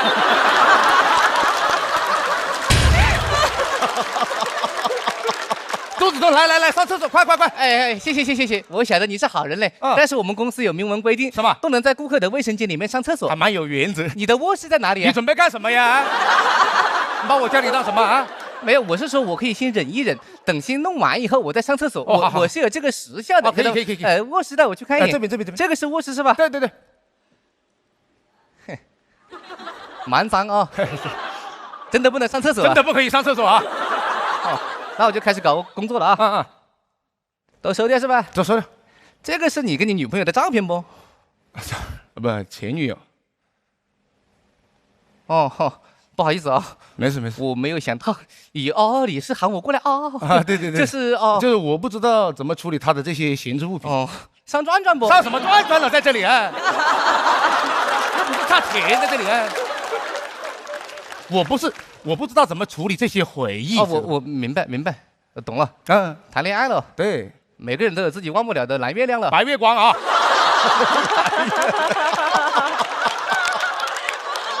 有病啊你啊！我买那么多洗衣液干什么了？就是我理解了，那这个照片我就看了丢掉。你不会舍不得吧？那丢掉。哎呦！我就晓得你没有忘记他，我就晓得你的心里得是他，我就晓得你的心里压根就没有我。我心里肯定没有你，晓得吧？我才认识你多久了，心里有你？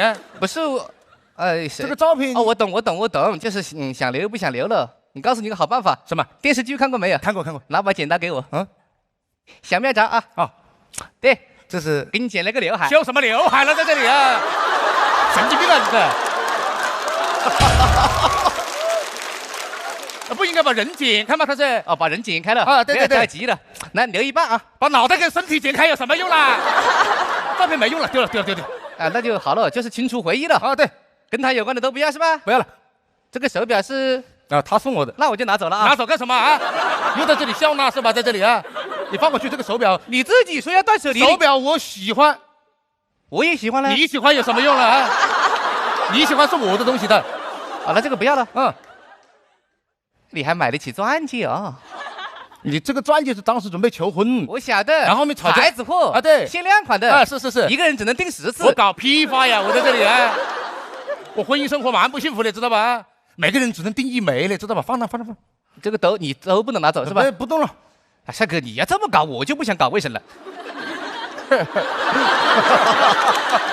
这怎么回事？为什么？那不是我的问题嘛？你这房子搞得再干净，你也不会开心。你那属于是心脏。我心脏啊！你这是你这自己心里那个情绪没有处理好，你找搞不好结的有什么用嘞？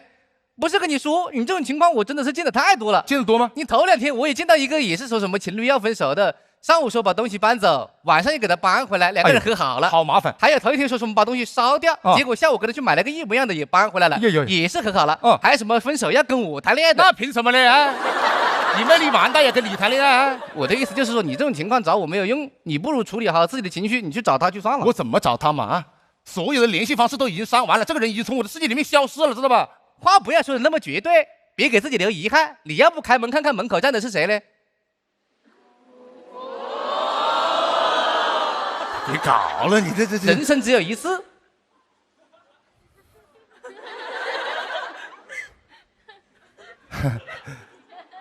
谁？张绍刚。张绍刚是哪位了？哎呦，你神经吧啊！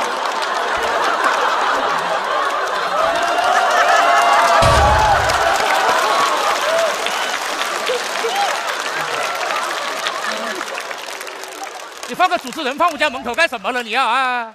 我把喊他过来。哎呀，我的意思，好晓得了，你肯定是有话要对他说。我肯定有话对他讲啊！你要说就说出来嘛。我对谁人都不在这里啊！你要不对我说的？我怎么带入得进去了？你去想一想，我也是为了你好，你对我都说不出口，你倒是对他，你怎么办呢？我肯定对你说不出口，你这个你这个，你进得蛮快的，在这里啊。我知道我们2个肯定是存在一点的问题，就是我当时不知道吵架以后你离家出走再也不回来了，我不晓得是这个结局，知道吧？你有什么想说的没有？我真的是没关系，没关系。我觉得我们的感情，我觉得我们的感情没关系啊，好像跳楼机。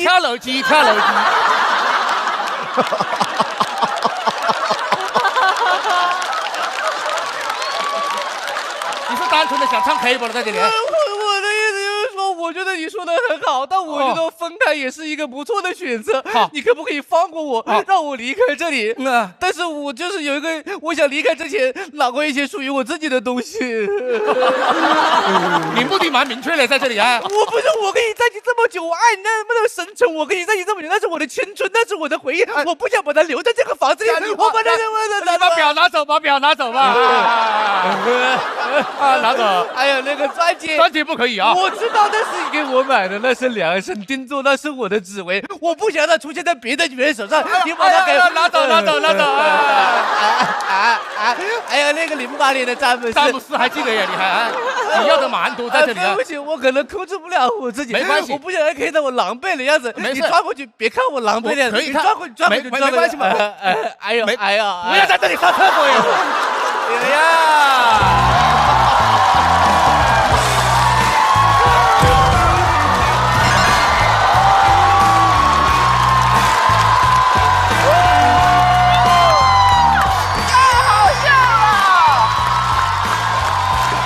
冠军出品，没有办法，第三强。来，各位现场的朋友，锁票倒计时，再次掌声送给漫才兄弟。就是我为什么会出现呢？哇，你那个是最炸的梗，我能乐半年那块儿。就是我觉得把你放进去还蛮搞笑的。都是他的单人发言啊，跟张老师跟我没有关系啊，是不是？哎，我一直在盼着那能出现个什么，因为前面他们一直在回忆，我在回忆他之前前面应该出现过什么人物，他也许会反这个梗，结果正好让我看过，是绝对想不到的，太有意思了那块儿。完全不按常理出牌。对，剪刘海那块我拍的啊，没事剪刘海干嘛？你是剪刘海那块拍的？我是说到张绍刚老师的时候拍的，那个也很飞。我想问一下，为什么春春最后拍？我觉得他们的表演我一定会拍，早晚我觉得也没有太大的区别啊，所以我就是干脆看完再拍。我们上一次见面是在春晚。是，然后我在台侧看他们表演，我就猫在那儿看啊，然后特别开心。后来我记得我有跟你们说话，有，怎么回事？对，我发现他的所有行动线里面都没有我嘞，没有嘞，都没有出现过，没有，我们一起的出来，然后李宇春老师说特别喜欢我，李宇春老师说特别喜欢我，喜欢我，好，可以。我们那个节目，然后我说我特别喜欢您的我的心里这样那么觉得。从节目结束到现在这1年的时间，重新又回到这个舞台上，你们现在身上其实负担比去年重，因为去年是完全的轻装上阵，但是今年呢，首先背负着上了春晚，其次呢又是去年的冠军，所以你们今年为什么仍然选择继续来重新赛？我再要我来的。我觉得就是可能我还是有点事情没做完，就想过来再玩一玩，类似这种东西。就是可能因为第1年嘛，就可能大家还不是那么认识我们，不是那么认可我们。对，认可我们，我就想了，还是来这里也可以跟老师们一起玩啊。其实我是你们的铁杆粉丝，所以刚开始说实话，头2、3分钟。我有一点害怕，啊，怕啥？就是头2、3分钟不够精神病。我说上一届冠军不会这次首秀也砸了吧？我就很害怕。后来你们彻底发作了以后，我就放心了。我是他们俩特别忠实的粉丝，所以我在小红书上关注他们，然后他们所有的视频我基本都刷了，所以小红书不断的给我推他们俩。我其实特别希望他们能够成为脱口秀的那种流量偶像式的明星，他们是具备这样的能力，而且他们也很年轻，而且形象特别可爱。我们俩，别人说什么露出姨母般的微笑，我特别明白，就每次我看他们俩，我就会露出那个所谓姨母般的微笑。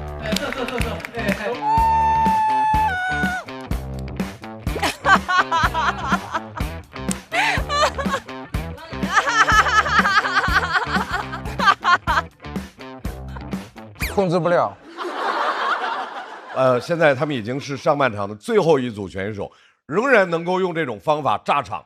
再次把掌声献给所有的观众以及漫才兄弟。厉害！也请小雪回到舞台。我们先来看一下，笑团给出来的票数差其实不多，现场观众最后给出的票数是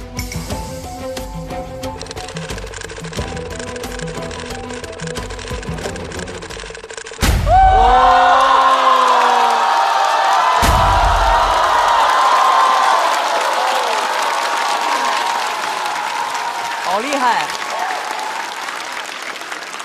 祝贺漫才兄弟进入晋级区。290票，咱俩加起来加300票。我能感受到他们作为冠军在这个台上的压力，他们作为冠军在这个台上被关注着的包袱。所以说这些他们是扛着巨大的心理压力在台上去进行一个表演，然后他们完成的非常出色。20多岁的年纪啊，让人汗颜。因为我坐在小王老师跟罗总、浩老师中间，我感觉到他们在捏把汗，一段一段的进来之后，就是有意思。他们那种才华是不是努力能得到的？他们是一种就是迸发出来，我就会这么想，为他们而开心。脱口秀和他的朋友们第2季第1赛段轻轻交手赛的上半场到这里就全部结束了。美团闪购神速晋级快人一步，接下来我们来看一下本场的晋级名单。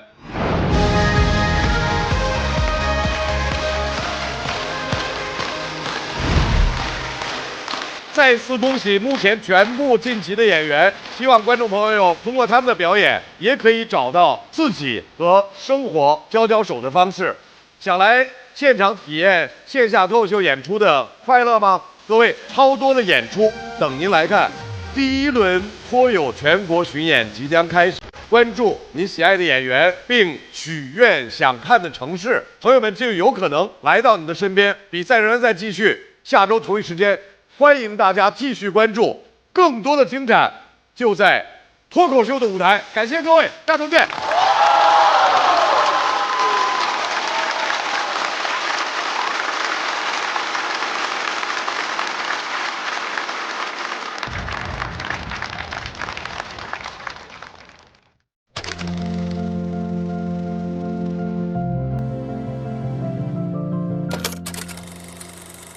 我叫何广智，中间那个字儿就是我的辈分，村里面都这么叫，就是何广什么什么。秋瑞这个名字是我爸妈给我起的，取一个瑞雪兆丰年的寓意。帕兹利亚是我的名字，帕兹利亚在维语里面应该就是品德高尚，有点类似于四十六式唯吾德馨里面那个德馨的意思。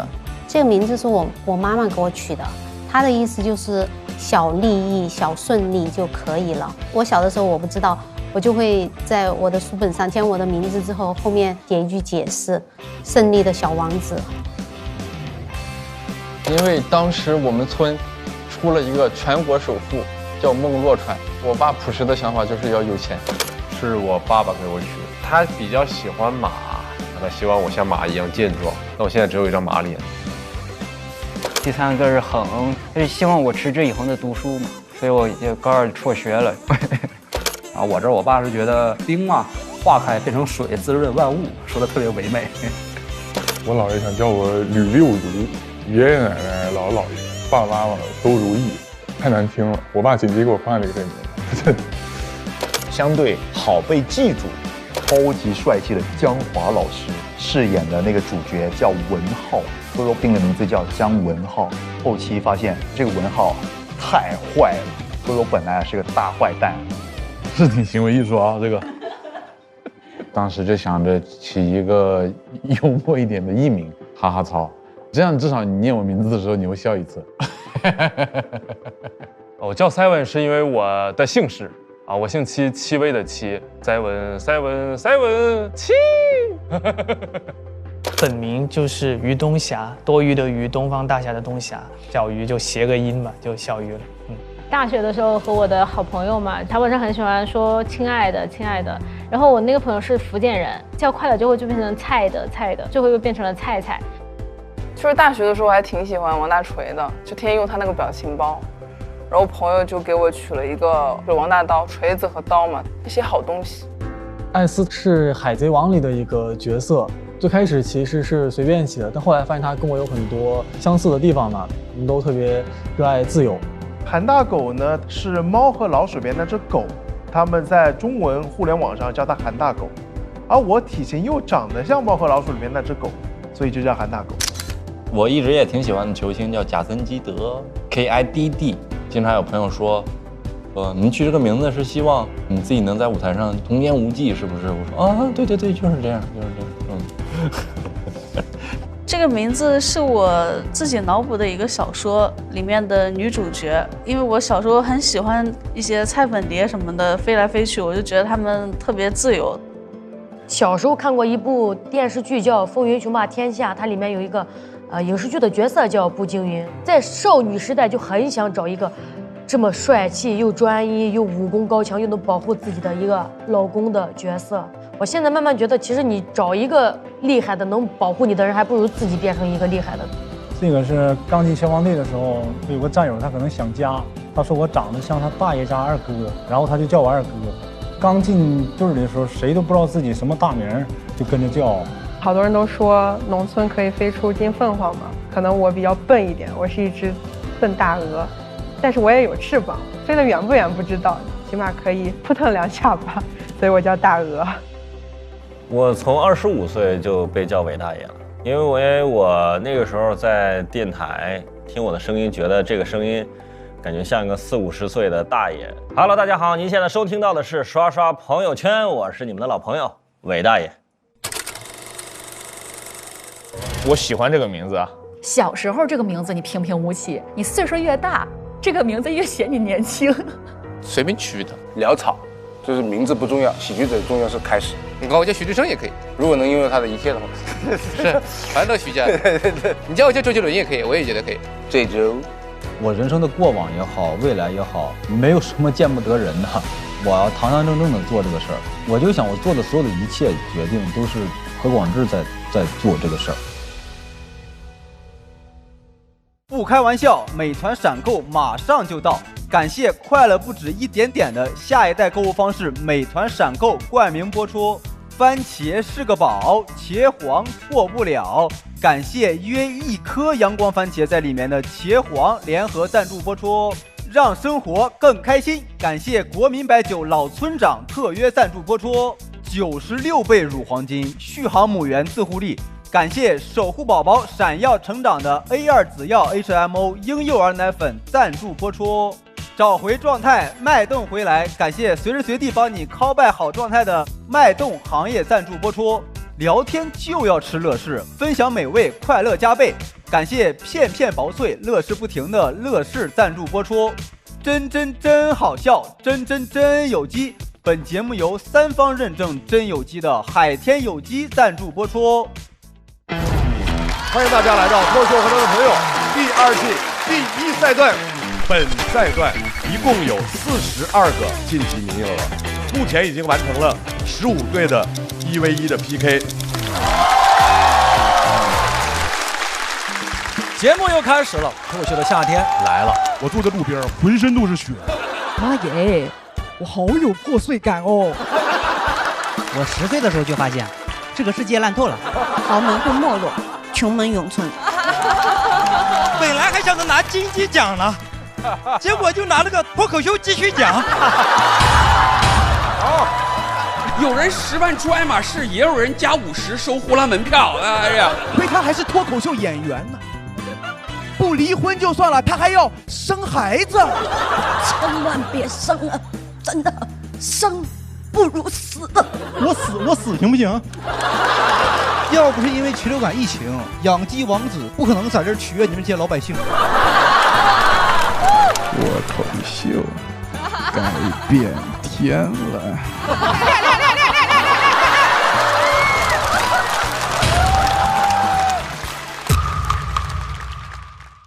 欢迎大家来到朋友们和他的脱口秀第2季。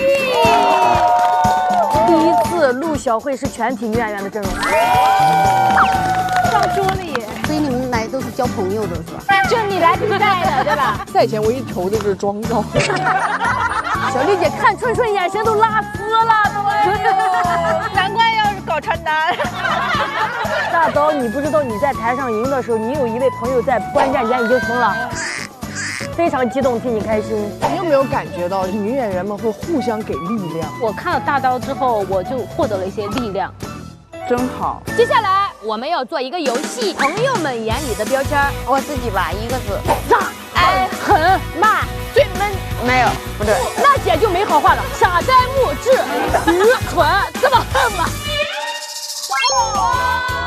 你可猜出来了，可以啊！今天真的是聊得太开心了，希望舞台上有越来越多稀奇古怪的女演员。不开玩笑，美团闪购马上就到，感谢30分钟好货到手的美团闪购冠名播出。番茄是个宝，茄皇错不了，感谢约一颗阳光番茄在里面的茄皇联合赞助播出。让生活更开心，感谢国民白酒老村长特约赞助播出。96倍乳黄金续航母源自护力，感谢守护宝宝闪耀成长的 A2 紫药 HMO 婴幼儿奶粉赞助播出。找回状态，脉动回来，感谢随时随地帮你 call back 好状态的脉动行业赞助播出。聊天吃乐事，分享更快乐，本节目由片片薄脆乐事不停的乐事赞助播出。真好笑，真有机，本节目由3方认证真有机的海天有机赞助播出。脱口秀和他的朋友们第2季，每周5、周6中午12点更新，会员抢先看1周；衍生节目《朋友们的脱口秀》每周1、12点更新，加更版周2、12点更新，加更衍生 SVIP 抢先看1天，还有超多幕后视频不定期掉落，记得准时追更哦。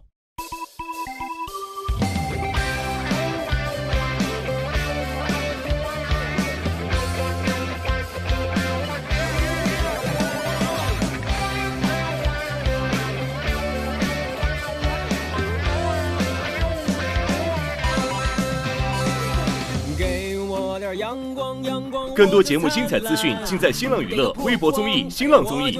感谢新浪新闻、腾讯新闻、腾讯娱乐、丽丽城传媒、红板报对本节目的大力支持。谁都拦不住我，都爱自